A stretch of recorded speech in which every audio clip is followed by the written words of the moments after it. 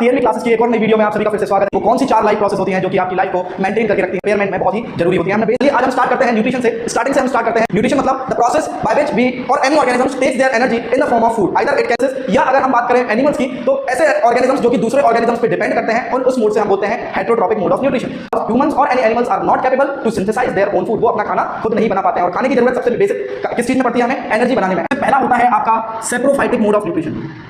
Second one आ जाता है आपका भाई पैरासाइटिक मोड ऑफ न्यूट्रिशन।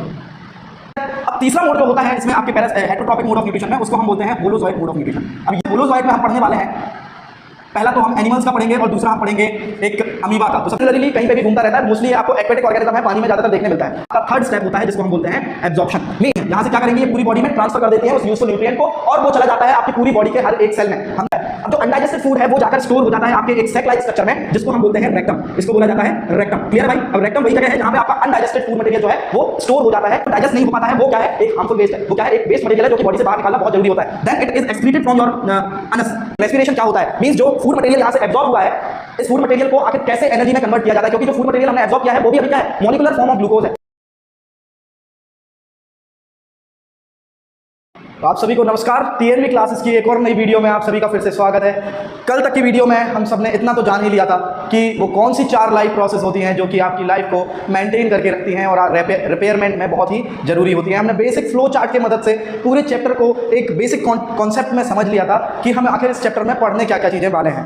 ठीक है, तो मैंने जैसा कि बोला था आपसे कि मैं हर एक टॉपिक का एक बेसिक डिटेल डिस्क्रिप्शन या बेसिक डायग्रामेटिक वीडियो आपको पोस्ट कर दूंगा, डाल दूंगा। तो चलिए आज हम स्टार्ट करते हैं न्यूट्रिशन से। स्टार्टिंग से हम स्टार्ट करते हैं न्यूट्रिशन प्रोसेस, ऐसी प्रोसेस जिसमें हम एनर्जी को रॉ फॉर्म में फूड के हेल्प से इन द फॉर्म ऑफ फूड हम जब कंज्यूम करते हैं उस प्रोसेस को हम बोलते हैं न्यूट्रिशन। न्यूट्रिशन मतलब the process by which we और any organisms takes their energy in the form of food, either it can be autotrophic mode of nutrition, या तो वो अपना फूड जो है वो खुद ही बनाता है कुछ प्रोसेस के जरिए, जैसे कि प्लांट्स में फोटोसिंथेसिस, या अगर हम बात करें एनिमल्स की तो ऐसे ऑर्गेनिजम्स जो कि दूसरे ऑर्गेनिजम्स पे डिपेंड करते हैं और उस मोड से हम बोलते हैं हेटेरोट्रॉपिक मोड ऑफ न्यूट्रिशन। तो स्टार्ट करते हैं हम ऑटोट्रॉपिक से। तो ऑटोट्रॉपिक में कोई ज्यादा बेसिक चीजें बताने वाली बातें नहीं है, उसमें सिंपल बात बस इतनी है कि जब प्लांट को कार्बन डाइऑक्साइड और वाटर मिल जाता है और उसके लीव्स में प्रेजेंट क्लोरोफिल और सनलाइट की प्रेजेंस में जब वो अपना फूड सिंथेसाइज करता है, that process is called photosynthesis, और इसी जरिए आपके प्लांट जो हैं वो अपना फूड यानी कि अपने raw form of energy produce करते हैं। लेकिन अगर हम बात करें ऐसे कॉम्प्लेक्स ऑर्गेनिजम्स की जो कि अपना खाना खुद नहीं बना पाते हैं, उनके लिए ऑटोट्रॉप्स का जो प्रोडक्ट होता है glucose, stored form of glucose is known as starch, तो वही आपका रॉ मटेरियल होता है किसी भी एक हेटेरोट्रॉप्स यानी हेटेरोट्रॉपिक मोड ऑफ न्यूट्रिशन में। तो चलिए हम स्टार्ट करते हैं एनिमल्स का न्यूट्रिशन। न्यूट्रिशन इन एनिमल्स हम आज पढ़ने वाले हैं। अब एनिमल्स के न्यूट्रिशन में हम सबसे पहली बात, न्यूट्रिशन इन एनिमल्स को हम बोलते हैं heterotrophic mode of nutrition. The nutrition of animals is known as heterotrophic mode of nutrition. Heterotrophic mode of nutrition. Clear है भाई? इसको हेटेरोट्रॉपिक क्यों बोला जाता है? Because animals are not capable to make or synthesise their own food. इसको heterotrophic mode इसलिए बोला जाता है क्योंकि एनिमल्स जो होते हैं वो अपना खाना खुद अपने ही थ्रू नहीं बना पाते हैं, वो उनको जो है फूड दूसरों से कंज्यूम करना पड़ता है। जैसे कि हम बात करें अगर हमारी ह्यूमन बींग्स की, तो हम हमारा खाना खुद सिंथेसाइज नहीं कर सकते हैं, हमें डिपेंड करना पड़ता है, हम डिपेंडेंट होते हैं प्लांट्स के प्रोडक्ट पे। फॉर एग्जाम्पल, जैसे मेरे को अगर भूख लगी है, मेरे को अगर एनर्जी की जरूरत है, तो मैं प्लांट से उनके फ्रूट्स को तोड़कर खाऊंगा, या फ्रूट से प्लांट के जो रॉ फॉर्म रहता है, फाइनल प्रोडक्ट होता है ग्लूकोज, उसको मैं तोड़ूंगा और उसको जब मैं कंज्यूम करूंगा, that is my raw material. ठीक है, इसीलिए हम प्लांट को बोलते हैं एनिमल्स के न्यूट्रिशन को बोलते हैं heterotrophic mode of nutrition, because humans और any animals are not capable to synthesize their own food. वो अपना खाना खुद नहीं बना पाते हैं और खाने की जरूरत सबसे बेसिक किस चीज में पड़ती है? हमें एनर्जी बनाने में। एनर्जी बनाने के लिए हमें न्यूट्रिशन की जरूरत पड़ती है, यानी खाने की जरूरत पड़ती है, और उससे फिर हम हमारा कोई भी काम कर सकते हैं। तो यहाँ पर हेटेरोट्रॉपिक मोड ऑफ न्यूट्रिशन में हम 3 टाइप के मोड पढ़ने वाले हैं, जिसमें पहला होता है आपका saprophytic mode of nutrition. The first one is saprophytic mode of nutrition.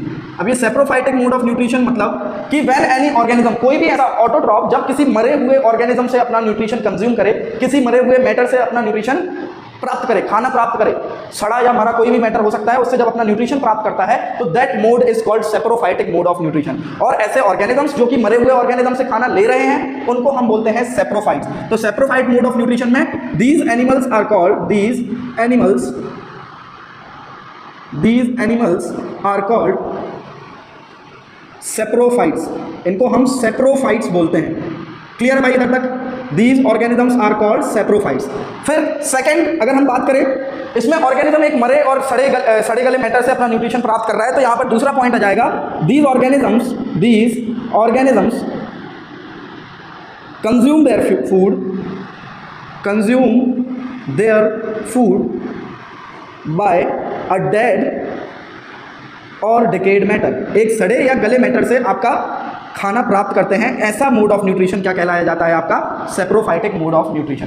Clear है भाई यहाँ तक? ये हो जाता है आपका saprophytic of mode of nutrition. इसमें आपके एग्जांपल आ जाएगा बैक्टीरिया, जो आपके डीकंपोजर हैं वो सारे इसमें आ जाएंगे आपके एग्जांपल में। बैक्टीरिया जो है आपका, कोई भी बैक्टीरिया एक डीकंपोजर जो रहते हैं, शुक्राणु जिनको हम बोलते हैं, विच consume their food by a dead और डिकेड मैटर। जैसे फॉर एग्जांपल अगर आप देखते होगे कि कभी कोई ऑर्गेनिज्म या कोई भी जानवर किसी रोड साइड पे मर जाता है, तो आप कुछ दिन बाद आते हो तो वो धीरे धीरे पूरा गायब हो जाता है। तो वो गायब कैसे होता है? ये डीकंपोजर्स जो हैं वो उस मर गया जो मैटर है, मर गए ऑर्गेनिज्म से न्यूट्रिशन प्राप्त कर लेते हैं और उसको पूरा डिकम्पोज कर देते हैं।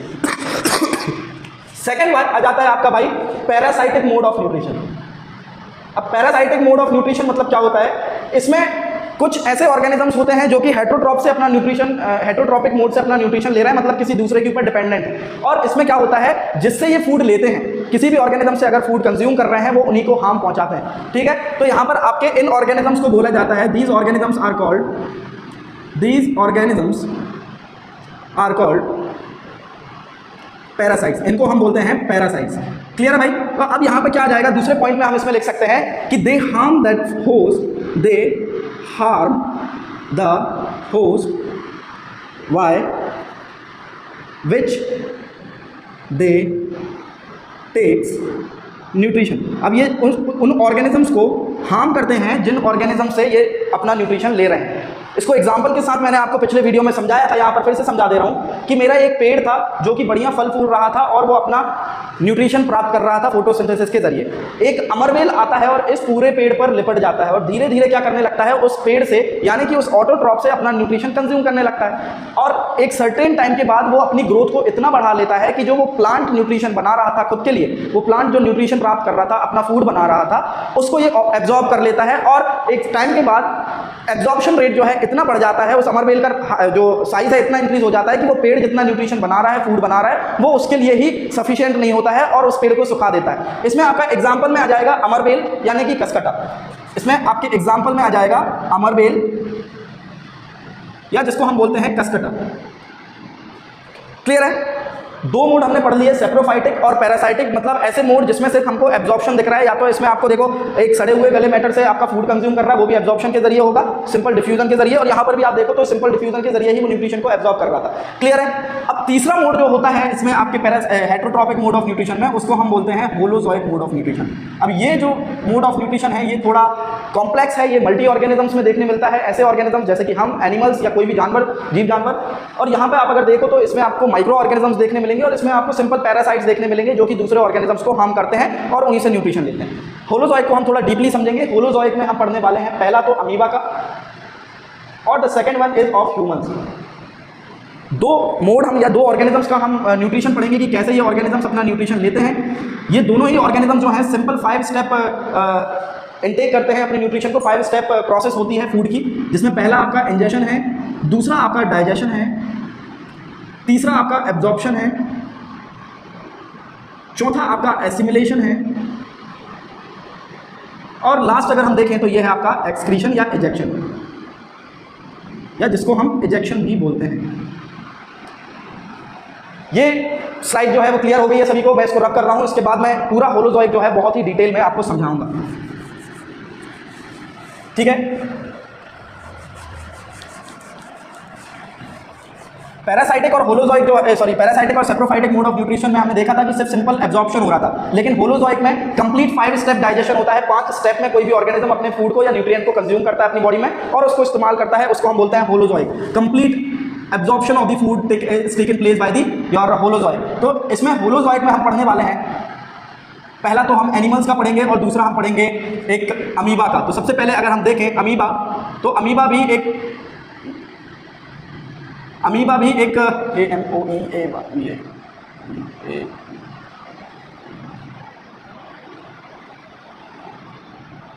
पहला है आपका अमीबा का, दूसरा हम पढ़ेंगे एक ह्यूमंस का, कैसे ये ऑर्गेनिजम्स अपने 5 स्टेप प्रोसेस के जरिए न्यूट्रिशन एब्जॉर्ब करते हैं। तो चलिए हम पहले तो इधर पे बना लेते हैं कि वो 5 स्टेप होती कौन कौन सी हैं। सबसे पहला होता है आपका इंजेशन। इंजेशन मतलब होता है कि when any organisms ingest their food, जब फूड को कंज्यूम करता है। सेकंड आपका आएगा डाइजेशन। थर्ड है आपका एब्जॉर्प्शन। फिर है आपका assimilation and the last one is your ejection. ये 5 स्टेप में कोई भी ऑर्गेनिज्म अगर अपना फूड कंज्यूम कर रहा है यानी फूड प्राप्त कर रहा है तो उस मोड को हम बोलते हैं holozoic mode of nutrition. Clear है भाई यहाँ पर? तो चलिए देखते हैं। पहले हम देखते हैं अमीबा में। एक अमीबा क्या है? यूनिसेलुलर ऑर्गेनिज्म होता है, एक सिंगल सेल ऑर्गेनिज्म होता है जो कि यूनिसेलुलरली कहीं पे भी घूमता रहता है। मोस्टली ये आपको एक्वेटिक ऑर्गेनिज्म है, पानी में ज़्यादातर देखने मिलता है। तो ये अमीबा जब अपने एक फूड मटेरियल को देखेगा, ये जैसे मान लीजिए कि दिस इज इट्स फूड, ये कोई एक फूड मटेरियल है, इसको जैसे ही अमीबा ने देखा तो ये क्या करेगा, अपने बॉडी को यानी अपने प्लाज्मा मेम्ब्रेन को एक फिंगर लाइक प्रोजेक्शन बना लेता है और उस फूड को अपने अंदर इनटेक कर लेता है। Means it performs the injection. अपने फूड मटेरियल को वो क्या कर रहा है, अपने अंदर एब्जॉर्ब इनटेक कर रहा है, अंदर इनटेक कर रहा है। एंड द फॉल्स फिंगर, ये देखिए आपको उंगली जैसी ऑब्जेक्ट्स दिख रहे होंगे जिससे वो बनाकर उस फूड को एनगल्फ कर रहा है, अंदर के अपनी बॉडी के अंदर एब्जॉर्ब कर रहा है। तो इस फॉल्स फिंगर लाइक प्रोजेक्शन को हम बोलते हैं स्यूडोपोडिया। इसको बोला जाता है स्यूडोपोडिया। क्लियर है भाई इधर तक? This finger like projection is known as the pseudopodia. फिर इसके बाद क्या होगा, ये अमीबा जो है वो फूड मटेरियल को अपने अंदर ले लेगा और this is your food material, this is your food. इसको क्या करेगा, वो डाइजेस्ट करेगा। अपनी बॉडी के अंदर प्रेजेंट एंजाइम्स के हेल्प से वो क्या करेगा, डाइजेशन प्रोसेस को परफॉर्म करेगा। क्लियर है? फिर उसके बाद क्या होता है, ये अमीबा इस फूड से नेक्स्ट स्टेप में देखेंगे, ये आपका न्यूक्लियस है, दिस इज योर न्यूक्लियस। यहां पर भी ये वाला जो पोर्शन है ये आपका न्यूक्लियस है, this is also your nucleus. यहाँ पर आपकी स्टेप्स बताई जा रही हैं कि अमीबा में फूड कैसे कंज्यूम करता है अमीबा। यहाँ पे जब ये फूड होगा, इस फूड के जरिए क्या होगा, एब्जॉर्प्शन होगा। क्या होगा?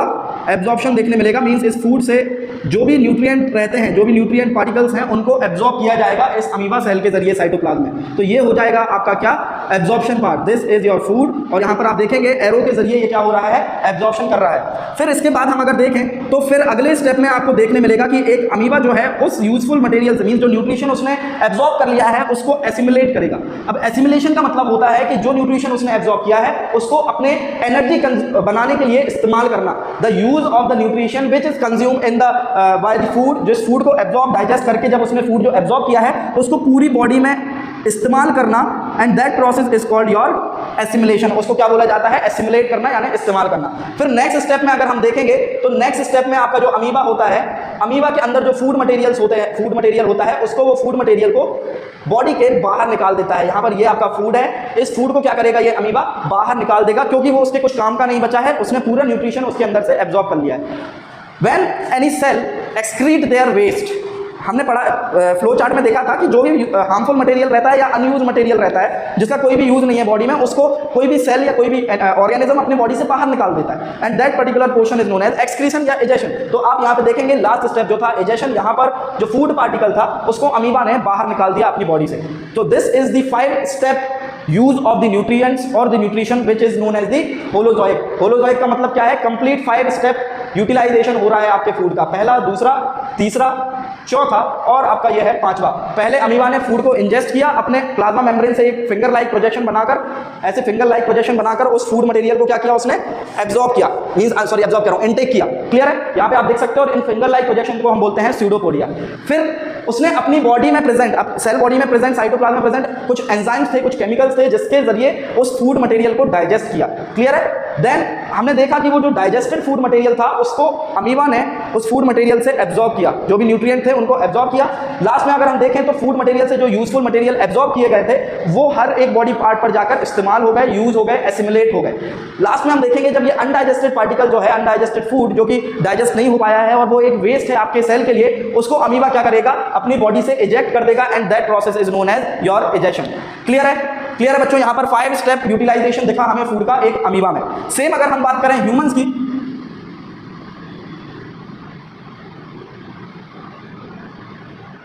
तो ह्यूमंस जो हैं वो एक मल्टी सेलुलर ऑर्गेनिजम्स हैं और वो भी अपना फूड जो है 5 स्टेप यूटिलाइजेशन करते हैं अपने न्यूट्रिएंट्स का, जो भी रॉ मटेरियल वो प्लांट से लेते हैं। तो यहाँ पर हम बनाएंगे एक ह्यूमन, जिसमें अगर हम बात करें मेरी, जैसे मैं भी एक ह्यूमन हूँ, तो मैं अपना फूड जो है कहाँ से लेता हूँ? माउथ से। तो जहाँ से मैं फूड इंटेक करता हूँ that is known as your mouth, या माउथ के अंदर जो आपकी कैविटी दिख रही है, जो खाली स्पेस है, गैप बना है, वैक्यूम बना है, उसको हम बोलते हैं mouth cavity. That is known as your mouth cavity. Clear है? इसको बोला जाता है माउथ कैविटी, या हम इसको बकल कैविटी भी बोलते हैं, इसको बकल कैविटी भी बोला जाता है। क्लियर है भाई अभी तक सभी को? अब देखिए, मैंने अपने माउथ से कोई भी फूड पार्टिकल को इनटेक किया तो मैंने भी एक क्या प्रोसेस परफॉर्म करी? इंजेक्शन। मैंने क्या किया? इंजेक्ट किया फूड को। फिर यहाँ पर आपके माउथ की कैविटी के ऊपर कुछ ग्लैंड्स प्रेजेंट होते हैं जिनको हम बोलते हैं सलाइवरी ग्लैंड। दो glands are known as salivary gland. और ये सलाइवरी ग्लैंड जो है एक केमिकल रिलीज करते हैं, जिसके कारण जो मैं कॉम्प्लेक्स फूड मटेरियल ले रहा हूँ, कार्बोहाइड्रेट, मैंने प्लांट से क्या किया? डायरेक्ट एक फल तोड़ा और फल को खा लिया। तो वो क्या है? कॉम्प्लेक्स है, ग्लूकोज की चेन है, बहुत सारे ग्लूकोज के मॉलिक्यूल एक साथ अकोमोडेट हैं, इकट्ठे जुड़े हुए हैं। तो उनको क्या करेगा? ये सलाइवरी अमाइलेज, सलाइवा मिक्स करेगा उस फूड मटेरियल में। तो प्राइमरी जो कटिंग होती है या प्राइमरी ब्रेकडाउन होता है फूड का, वो हमारे माउथ में होता है। ये क्वेश्चन हमेशा बोर्ड में पूछा जाता है कि where does the primary breakdown of the food is taken place in the humans or in any animals. तो आप बोल सकते हो कि प्राइमरी ब्रेकडाउन जो है वो आपके माउथ में होता है। आपके जो टीथ हैं, जो दांत हैं, वो फूड को क्या करेंगे? च्यू करेंगे, जिससे क्या होगा? जो बड़ा मॉलिक्यूल, एक रोटी का बड़ा टुकड़ा, वो धीरे धीरे छोटे छोटे पार्ट्स में ब्रेकडाउन होने लगेगा। और उसमें आपका सलाइवरी ग्लैंड जो एक केमिकल रिलीज करता है, या मैं बोलूँ एक एंजाइम रिलीज करता है, जिसको मैं बोलूंगा सलाइवरी अमाइलेज। उसको बोला जाता है सलाइवरी अमाइलेज। सलाइवरी ग्लैंड जो है, सलाइवरी ग्लैंड जो है एक केमिकल रिलीज करता है, या एक मैं बोलूं कि एंजाइम रिलीज करता है, जिसको मैं बोलूंगा, या जिसका नाम है सलाइवरी अमाइलेज, जिसको आप नॉर्मल वर्ड्स में सलाइवा भी बोलते हैं।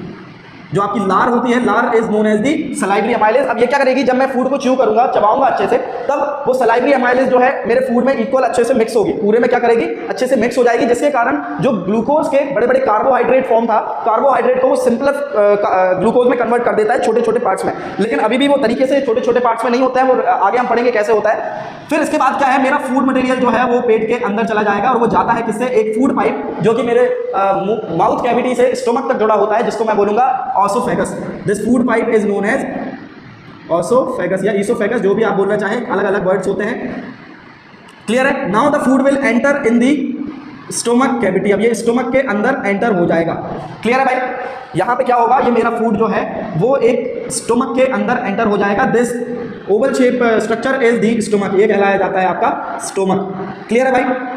अब स्टोमक में भी आपके कुछ ग्लैंड्स प्रेजेंट होते हैं, स्टोमक में भी आपके कुछ ग्लैंड्स प्रेजेंट होते हैं, जिनको मैं बोलूंगा, या जिनको हम साइंटिफिकली बोलते हैं गैस्ट्रिक ग्लैंड्स। उनको बोला जाता है गैस्ट्रिक ग्लैंड्स। अब गैस्ट्रिक ग्लैंड्स क्या होते हैं? Gastric glands are present inside the inner wall of the stomach. आपके पेट के अंदर वाली दीवार में प्रेजेंट होते हैं, और इनका काम होता है, ये कुछ डाइजेस्टिव जूसेस रिलीज करते हैं आपके पेट के अंदर। जब आप फूड इंटेक करते हो, उन जूसेस को हम बोलते हैं HCl, mucus and pepsin. Clear है भाई? आपके गैस्ट्रिक ग्लैंड से रिलीज होने वाले केमिकल्स या एंजाइम्स कौन से होते हैं? HCl, म्यूकस और पेप्सिन। अब यहाँ पे क्या होगा? मेरा ये फूड मटेरियल जब यहाँ पर पहुंच जाएगा, दिस इज योर फूड, ये आपका फूड है जो कि आपने इंटेक किया। यहाँ पे होगा आपका डाइजेशन। ये सेकंड स्टेप जो है वो होता है आपके स्टोमक में। आपका HCl is a very powerful acid which is present inside your stomach. आपके पेट के अंदर प्रेजेंट होता है ये HCl, और उसका काम होता है कि जो फूड मटेरियल मैं कंज्यूम कर रहा हूं, मैंने जब खाना खाया, तो जब वो खाना मेरे पेट में पहुंचेगा, उस खाने में कुछ हार्मफुल बैक्टीरियाज भी प्रेजेंट हो सकते हैं। कुछ हार्मफुल बैक्टीरियाज प्रेजेंट होते हैं, जिनको वो अच्छी तरीके से मार देता है, खत्म कर देता है, ताकि वो कुछ नुकसान ना पहुंचा सके मेरे पेट के अंदर या मेरी बॉडी के अंदर कहीं जाकर। सेम अगर मैं बात करूं HCl की, तो ये एक बहुत ही पावरफुल एसिड है, जो कि आपकी स्टोमक की इनर लाइनिंग को जला भी सकता है, उसको नुकसान भी पहुंचा सकता है। तो आपका म्यूकस जो है, म्यूकस क्या करता है? आपके पेट के इनर वॉल पर एक लेयर बना लेता है, जिससे आपकी HCl का जो असर है या HCl का जो प्रभाव है, वो पेट की अंदर वाली वॉल्स में ज़्यादा नहीं देखने मिलता है, या उससे प्रोटेक्ट करता है। मैं म्यूकस की बात करूँ तो म्यूकस क्या करता है? आपके पेट की इनर लाइनिंग को प्रोटेक्ट करके रखता है। क्लियर है? तो सेकंड स्टेप हमने देखा कि डाइजेशन यहाँ पर कंप्लीट हो गया। अब आपका फूड जो है, यहाँ पर स्टोमक से एक और ऑर्गन कनेक्ट रहता है, जिसको मैं बोलूँगा लीवर। इसको बोलते हैं हम लीवर। और आपका यहाँ लीवर से एक जूस सीक्रेट होता है, बाइल जूसेस सीक्रेट होते हैं, बाइल सॉल्यूशन जो कंबाइनली सीक्रेट करता है आपका बाइल जूस और बाइल सॉल्ट। क्लियर है भाई इधर तक? ये बाइल जूस और बाइल सॉल्ट जो है वो बनता लीवर में है, लेकिन लीवर में बनने के बाद लीवर के अंदर प्रेजेंट एक गैल ब्लैडर नाम के ऑर्गन बोल सकते, ऑर्गन तो नहीं बोलोगे, एक जगह है जहां पे आपका स्टोर हो जाता है, जिसको मैं बोलता हूं गैल ब्लैडर। क्लियर है भाई इधर तक? तो कभी भी क्वेश्चन आए कि ये बाइल जूस और बाइल सॉल्ट स्टोर कहां होते हैं, तो आप बोलोगे गैल ब्लैडर में। क्लियर? और यही स्टोमक से आपके पैनक्रियाटिक जूस भी सीक्रेट होंगे जब ये एक स्मॉल इंटेस्टाइन में आपका फूड एंटर करने लगेगा। क्लियर?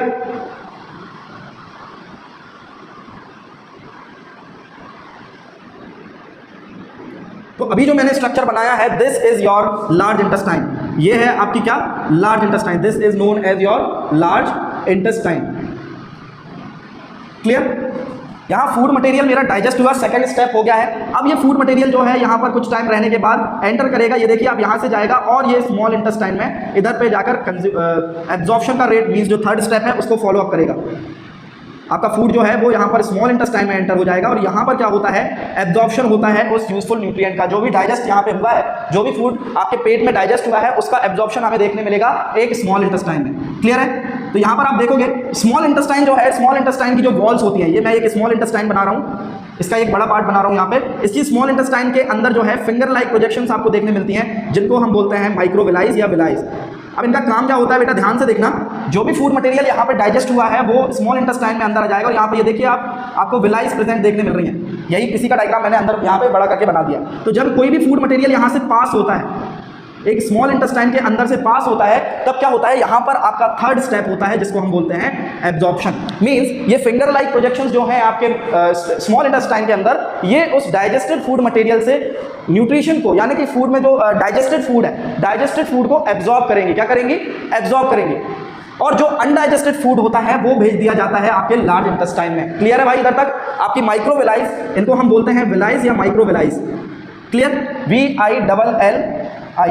विलाई का काम क्या होता है? ये सरफेस एरिया बढ़ा देते हैं ताकि एब्जॉर्प्शन रेट जो है वो बहुत ज्यादा हो। एक क्वेश्चन और आता है कि कंप्लीट एब्जॉर्प्शन कहां होता है आपकी बॉडी में, यानी ह्यूमन बॉडी में एक कंप्लीट एब्जॉर्प्शन कहां देखने मिल रहा है? तो उसका आंसर होता है आपकी स्मॉल इंटेस्टाइन में। यहां पर आपका कंप्लीट एब्जॉर्प्शन देखने मिलता है किसी भी न्यूट्रिशन का। हमने देखा ना यहाँ पे देखिए ये एब्जॉर्प्शन हो रहा है इस फूड मटेरियल से। अमीबा क्या कर रहा था? न्यूट्रिएंट को एब्जॉर्ब कर रहा था। सेम अगर हम बात करें हमारे ह्यूमंस की, तो हमारा जो कंप्लीट एब्जॉर्प्शन है वो देखने मिलता है आपकी स्मॉल इंटेस्टाइन में। इसको बोला जाता है स्मॉल इंटेस्टाइन।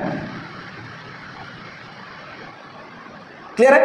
फूड इनटेक किया, फिर यहाँ पे डाइजेस्ट हुआ, सेकंड प्रोसेस हुई, थर्ड में आपको देखने मिल गया एब्जॉर्प्शन। अब भाई ये जो माइक्रोविलाइज हैं, इन माइक्रोविलाइज के पीछे से, मतलब यहाँ पर ये माइक्रोविलाइज बनी है, ये आपकी नर्व से कनेक्टेड रहती हैं। कैसे कनेक्टेड होती हैं? नर्व से, ब्लड वेसल्स से कनेक्टेड होती हैं। बहुत ही कॉम्प्लेक्स एक नेटवर्क रहता है आपके विलाइज के अंदर ब्लड वेसल्स का, जो कि यूजफुल न्यूट्रिएंट को आपकी पूरी बॉडी में ट्रांसफर करती हैं। यहाँ से क्या करेंगी? ये पूरी बॉडी में ट्रांसफर कर देती हैं उस यूजफुल न्यूट्रिएंट को, और वो चला जाता है आपकी पूरी बॉडी के हर एक सेल में। हमने पिछली वीडियो में देखा था कि एक पर्टिकुलर अलग से सिस्टम इन्वॉल्व था जो कि मटेरियल्स को एक जगह से दूसरी जगह ट्रांसफर करने में या ट्रांसपोर्ट करने में हेल्प कर रहा था, वर्क कर रहा था। तो यहाँ पे आपकी जो ब्लड वेसल्स हैं वो उन्हीं ट्रांसपोर्ट सिस्टम के पार्ट हैं। ये ब्लड वेसल्स जो कि कनेक्टेड रहती हैं आपकी विलाइज से, जो विलाइज आपकी फूड से, डाइजेस्टेड फूड से न्यूट्रिशन को एब्जॉर्ब करता है, और ये ब्लड वेसल्स जो है उसको पूरी बॉडी में पहुंचा देती हैं ताकि वहां पर आपकी एनर्जी बन सके, जो कि अभी हम रेस्पिरेशन पार्ट में पढ़ेंगे। क्लियर है भाई? तो यहां पर आप देखेंगे कि जब ये ब्लड वेसल्स इस यूजफुल न्यूट्रिएंट को, यानी जो एब्जॉर्ब किया गया न्यूट्रिशन है, उसको पूरी बॉडी में ट्रांसफर कर देती हैं उस न्यूट्रिएंट को इस्तेमाल होने के लिए, तो आपको फोर्थ स्टेप भी देखने मिल जाता है। यहां पर आप देखोगे ये आपका फोर्थ स्टेप भी आपको देखने मिल गया। एसिमिलेशन मतलब कि उसका इस्तेमाल होना, जो न्यूट्रिशन हमने एब्जॉर्ब किया है उसका इस्तेमाल होना। क्लियर है भाई? अब यहां पे कंप्लीट एब्जॉर्प्शन जो है हमें एक स्मॉल इंटेस्टाइन में देखने मिलता है। मैं इसको रब कर दे रहा हूं क्योंकि थोड़ा कॉम्प्लेक्स हो रही है वीडियो, इसको मैंने रब कर दिया।